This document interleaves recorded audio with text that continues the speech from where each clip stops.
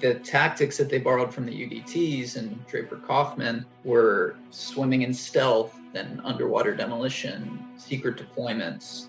Draper's credo was never leave a man behind, which the SEALs still follow. To this day, the old guard of the SEALs called Draper the Grand Pappy Bullfrog. An excerpt from today's guest, who's written an account of the demolition divers of World War II, which has been called a gripping, heart-racing, nail-biting masterpiece. Author Andrew Dubbins is here, and I'll speak with him right after this break. I'm Robert Child, and this is Point of the Spear.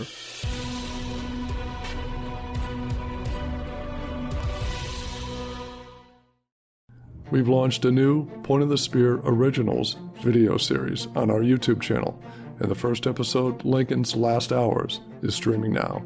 Few Americans alive today are unaware that our 16th president, Abraham Lincoln, was assassinated while in office. It has been a part of American history textbooks for generations. But unanswered questions and little-known facts about his final hours remain, which are both revealing and disturbing. And it has been contended by forensic anthropologists that the president was actually dying months before the fatal shot, which ended his life. Click the link in this episode's description to check it out. Welcome back. And before we get into the show, remember to click that follow button on the podcast to be notified of future fantastic guests like the author we're speaking with today. And thank you. Today's guest is an award-winning journalist and author based in Los Angeles. His work has appeared in Alta, Los Angeles Magazine, the Daily Beast, Slate, and other publications. He was named Journalist of the Year by the Los Angeles Press Club in 2021, and several of his narrative nonfiction stories have been optioned for film and television. His book is called Into Enemy Waters, a World War II story of the demolition divers who became the Navy SEALs. And author Andrew Dubbins joins us now. Andrew, welcome to the show. Thanks for having me on, Robert. Well, we're happy to have you. What sparked your interest in the demolition divers? Do you have a military background, or your family have a military background?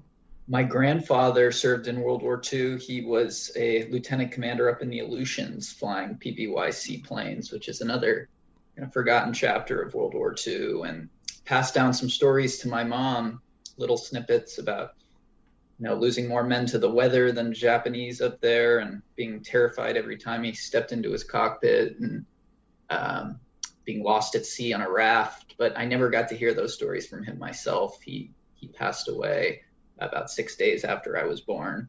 Oh. So that really impressed on me that there's a timestamp to these stories. So in choosing my first book, that was on my mind. We maybe have 20, 30 years left to hear these stories from the participants. Yeah, and they're all getting up there in age, that's for sure. A lot of the World War II veterans that I've worked with on my films have passed away, unfortunately. Yeah. And then as for the UDTs specifically, it was on a visit to the National World War II Museum in New Orleans, which I highly recommend for anyone with even a passing interest in World War II. Absolutely. I was walking through an exhibit on the Pacific Theater, and I saw a swim fin behind the glass display case, and it struck me as so out of place, next to weapons and ammunition, and read the description, saw it belonged to a member of the underwater demolition teams. And I'd long been a student of World War II, but I'd never heard of the UDTs, so started to read about them, these elite combat swimmers who scouted our beaches ahead of Allied landing forces, minimalist uniform of swim fins, dive mask, and reel of fishing line for measuring the water depth. So it fascinated me, and jumped in from there. Now, one of the leading figures during World War II was Draper Kaufman, whose methods became the basis for a lot of the SEAL training. Introduce us to Draper. Draper is a fascinating character and pioneer in naval warfare. His dad was a famous admiral, Admiral Reggie Kaufman, member of the Naval High Command, and Draper dreamt of being just like him, commanding destroyers, but he had terrible eyesight. So he did get into Annapolis, followed his dad's path into Annapolis, but didn't earn a commission into the Navy. So when World War II broke out, he volunteered in France, driving ambulances on the front. Then in the Royal Navy, defusing bombs during the Blitz. There were German bombs falling on the UK. made his way back into the U.S. Navy with the help of one of his dad's friends, Admiral Nimitz, and he was tapped to launch the first Naval Combat Demolition Unit, which would eventually evolve into the Navy SEALs. Started that at Fort Pierce, Florida, which is now houses the Navy SEAL Museum, right, and is where Hell Week got its start. That was Draper Kaufman's innovation. And then in 44 deployed to the Pacific, where he was leading underwater demolition teams, including in their first major daylight reconnaissance of the war at Saipan, then later at Iwo Jima and Okinawa. So he had a long war, Draper Kaufman, and helped pioneer the Navy SEALs. Was he in at the beginning? I know they sort of began in the early 1960s, the SEALs. Was he in at the very beginning of the SEALs? He was not. So the SEALs borrowed tactics from a lot of these elite units of World War II, including the OSS Maritime Unit. I've written a piece for Alta about them, which were integrating more scuba equipment and assault tactics. But the tactics that they borrowed from the UDTs and Draper Kaufman were swimming in stealth and underwater demolition, secret deployments. You know, Draper's credo was never leave a man behind, which the SEALs still follow. So to this day, the old guard of the SEALs called Draper the Grand Pappy Bullfrog. So he's considered one of the first. And the UDTs merged into the SEALs by the 80s, but the SEALs' first deployments were in Vietnam.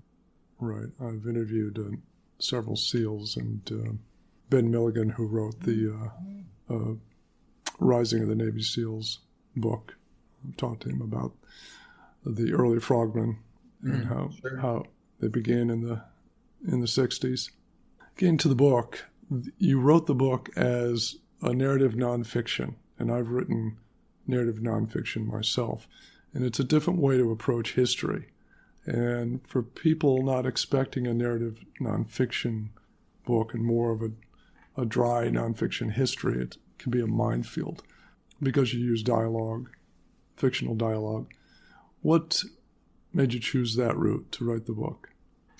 That's been my experience writing narrative nonfiction articles for the Daily Beast and Alta. And it's what I love to read personally. You know, some of my favorite military history are Boys in the Boat, Daniel James Brown, or Laura Hillenbrand's Unbroken, everything Eric Larson is doing now.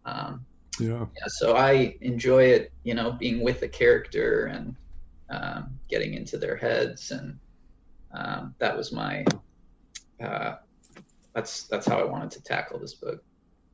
Do you think you'll continue writing narrative nonfiction history books? I do. I think so.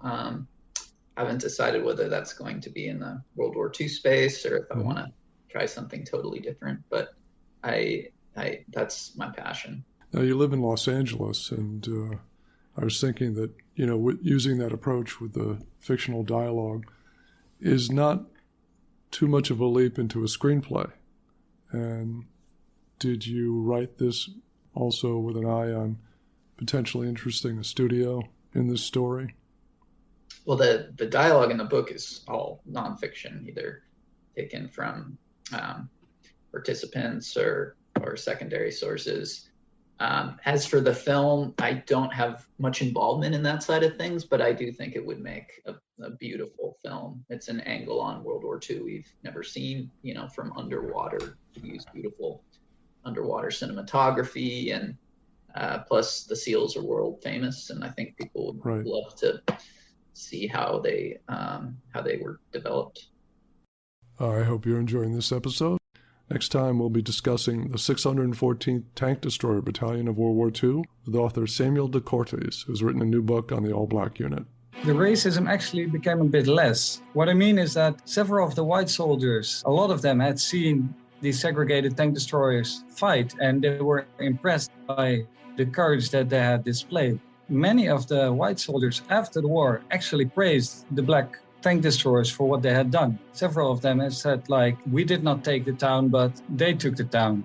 Another reason to click that follow button to be notified when the episode releases. And before we return to the conversation, if you're enjoying this story of the divers who became the Navy SEALs, check out our earlier program, The Rise of the Navy SEALs, with author and Navy SEAL Ben Milligan. The DNA of SEAL training comes from the preparations for D-Day. Hell Week comes from there. All these sort of team building exercises, they came from there. It was all developed by, that guy, Draper Kaufman. I give probably, one of the bigger sections of the book is devoted to Draper Kaufman and the reasons that he came up with Hell Week and the reasons he created training the way that he did and why that training still exists today. It's show 177 from season 3, and you'll easily find it in our past episodes. Now, did you interview some veterans of the UDT teams for your book? I did. I had a chance to speak with George Morgan, a veteran of the unit. Lives in Arizona, is 95 years old now, and was so gracious with his time and discussing the tactics of the World War II UDTs. Also spoke with a couple frogmen from Korean War, similar tactics, deploying from speeding landing craft and using a steel cord rope ring for pickups, which was an innovation during World War II. They didn't want to slow the landing craft down because it would draw enemy fire, so they'd form a line in the water and hook their arms through a rope ring, and the momentum would tug them out of the water, and a guy in a rubber raft would pull them up, called the catcher. So wow. All very experimental tactics in World War II and Korea.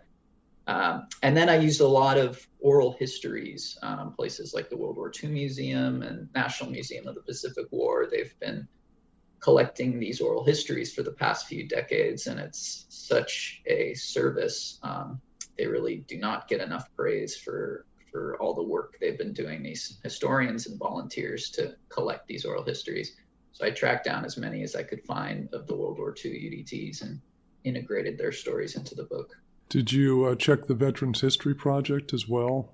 I did, yes. And the National Archives, I should also give a shout out to, has a massive, wonderful collection of these too.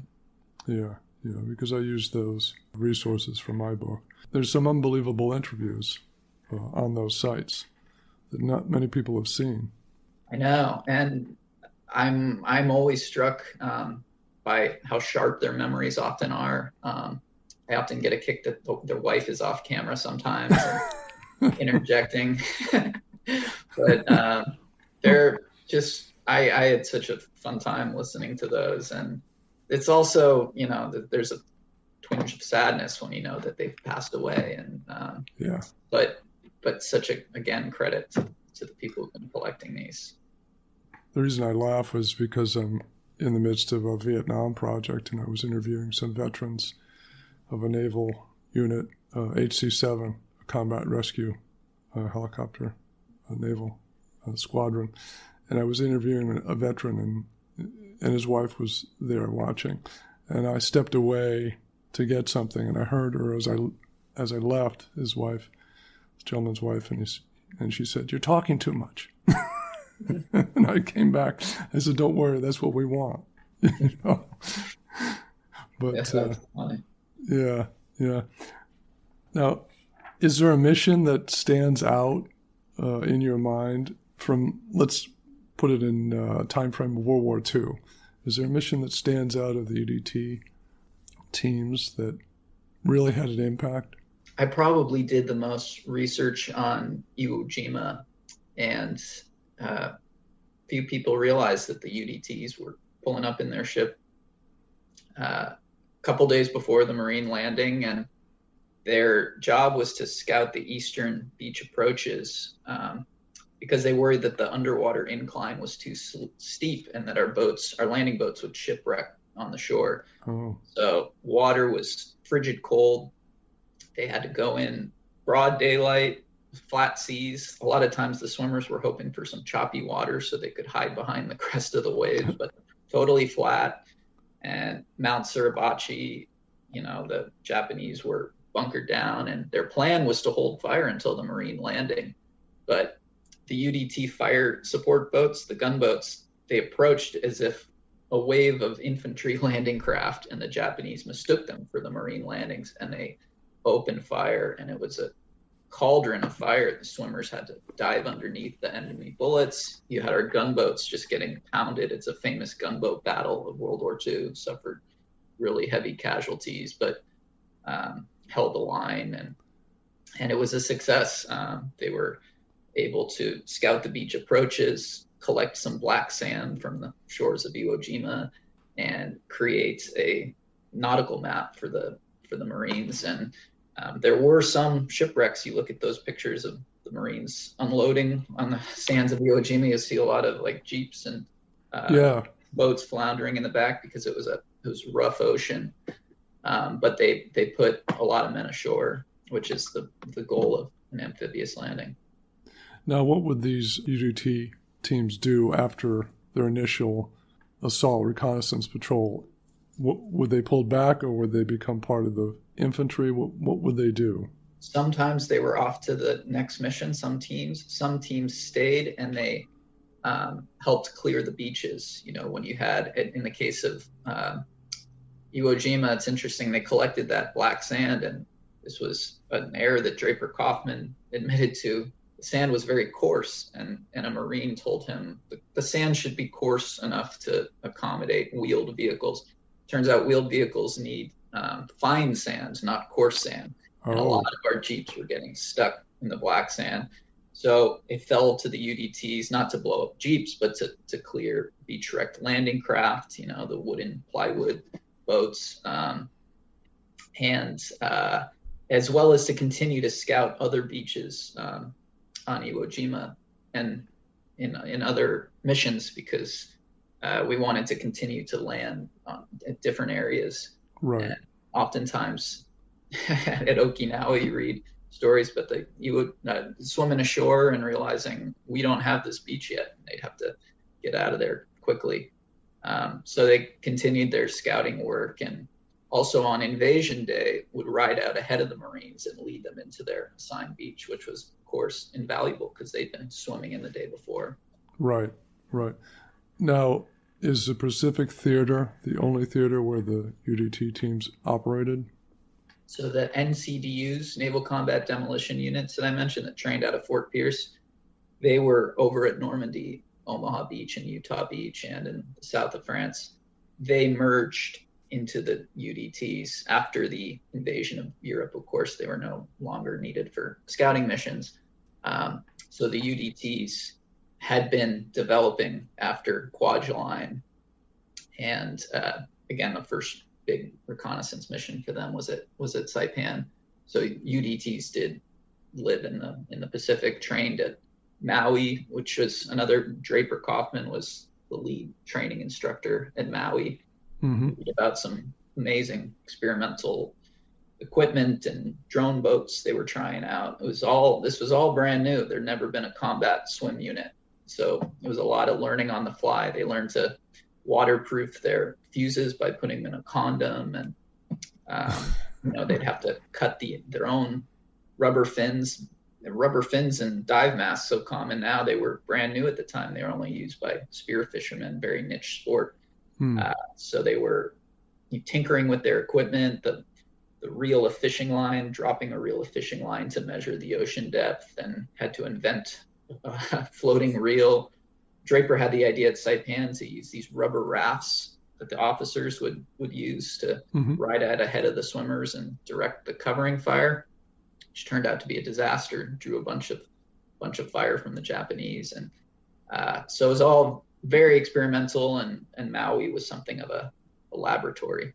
Did other countries have a similar type of unit in World War II? The Italians were very ahead of their time on combat swimming and diving. They introduced something called the pig boat, which was a manned torpedo. A couple guys rowed this torpedo horseback with just their heads sticking out above the water into the Mediterranean, targeting British ships. And there was a detachable warhead at the front of the torpedo. They detached the warhead, dived down using this primitive scuba equipment. You had a lot of accidents from oxygen poisoning and malfunctioning equipment, and they'd attach the warhead to the hull of these ships, and had a lot of success. So much so that the British who'd kind of poo-pooed these underwater force, they deployed their own divers. Oh, they did. To guard against the Italian unit. That's an interesting niche of the war. And then I read a little bit about the Japanese. They had some ad hoc combat swimmers, more so suicide swimmers, trying to blow up our ships. Not a very organized effort, but they were planning a big unit called the Fukuria to guard against Operation Olympic, our invasion of, and that was a bunch of teenagers, kind of a bizarro version of the UDT, who were preparing to dive under our landing craft and stab them with a pole charge and blow themselves up and their fellow swimmers. And a lot of the Japanese instructors thought this is such a waste of life. They, at that point in the war, even some of the officers were saying, why are we doing this? And never was used. It was hypothetical, but they were training thousands of teenagers as combat suicide swimmers.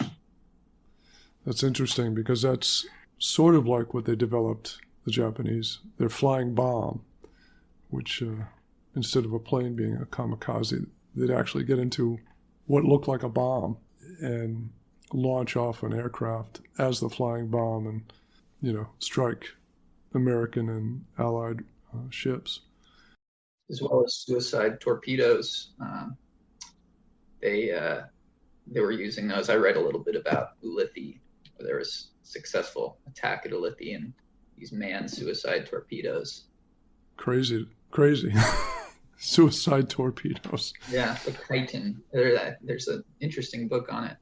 And yeah, they were gearing up with the torpedoes and kamikaze planes for the invasion of Japan. I read a bit about that.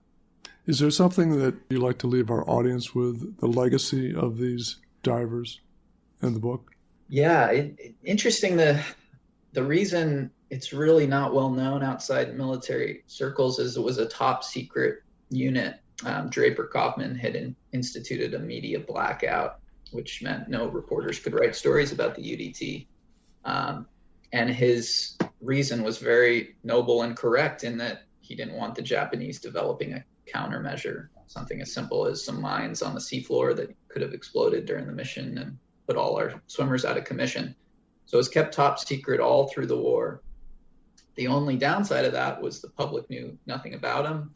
When they came home, people didn't know what the UDTs were. They said, is that like the Marines or the Navy? So they missed out on the publicity that more famous units of World War II got. And so I hope that this book reminds people of the contributions of the UDTs and the demolition men. And I hope it's a page turner for readers.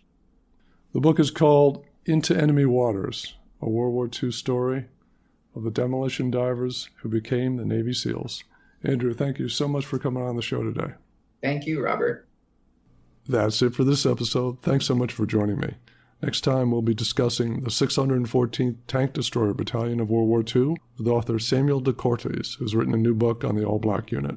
The racism actually became a bit less. What I mean is that several of the white soldiers, a lot of them had seen these segregated tank destroyers fight, and they were impressed by the courage that they had displayed. Many of the white soldiers after the war actually praised the black tank destroyers for what they had done. Several of them have said, we did not take the town, but they took the town. Another reason to click that follow button to be notified when the episode releases. And if you like what you hear, leave a review or a rating or click the follow button.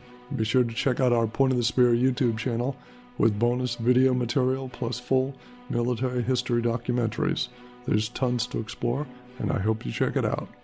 I'm Robert Child, and this has been Point of the Spear.